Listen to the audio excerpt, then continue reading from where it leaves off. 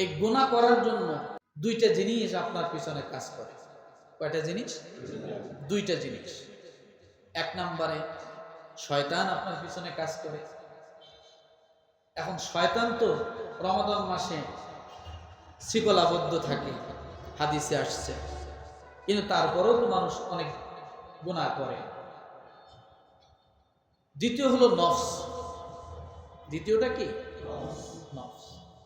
এটাকে আমরা কন্ট্রোল করতে পারি, যার কারণে মানুষ আগেও যেমন ছিল পরেও ওই রকম থাকে। তাহলে এই দুই জিনিস দ্বারা মানুষ গুনাহের জন্য প্রভাবিত হয়। এক শয়তান, দ্বিতীয় কি? নফস। এই জন্য এই জিনিসগুলোকে কন্ট্রোল করার জন্যই রোজা। এটা এমনি এমনি আসেনি, মনে থাকবে ইনশাআল্লাহ।